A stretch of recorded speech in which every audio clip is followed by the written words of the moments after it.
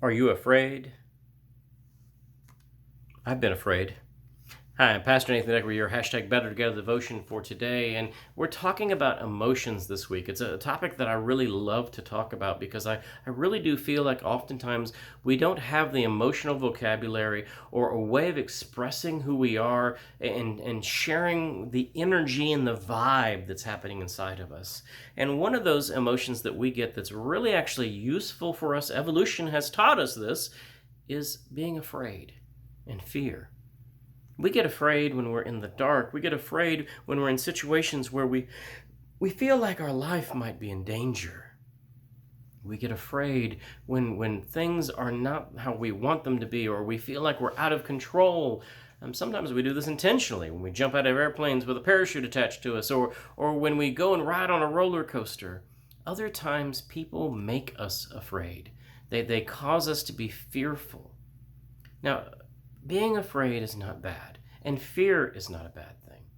Now, what is a bad thing is that when we allow our fears to control us, or when we give over the power of our fear to others and we allow them to use our fears to manipulate and control us.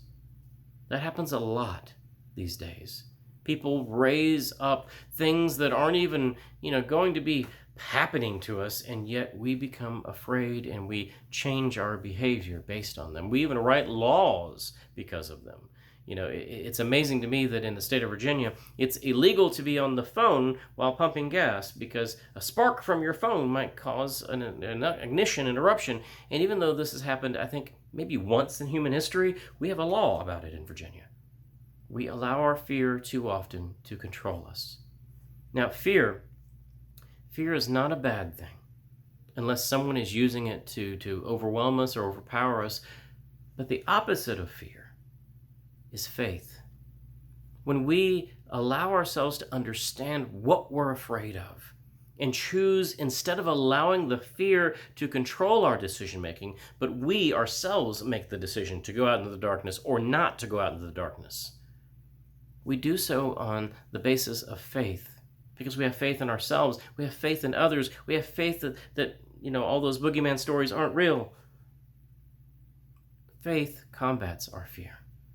I've tried really hard as a man to teach my boys, I have 2 boys, a definition of courage and bravery that I think applies to how we handle fear. Courage, I define courage as doing the right thing even when you're afraid and even when no one else is willing to follow you. Courage makes us understand this, because courage is what we find in Daniel. Courage is what we find in Shadrach, Meshach, and Abednego. Courage is what we find all through the Bible with people who are willing to find faithfulness. It didn't mean that they weren't afraid.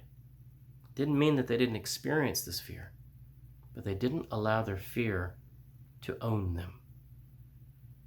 Don't be so afraid that you're not faithful.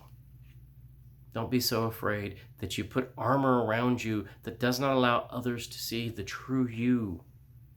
Don't be so afraid that you don't allow yourself to be vulnerable with someone so that they can experience the God in you and you can experience the same divine God in them. This is Pastor Nathan Decker reminding you we're better when we're together. It's okay to be afraid. Just have courage.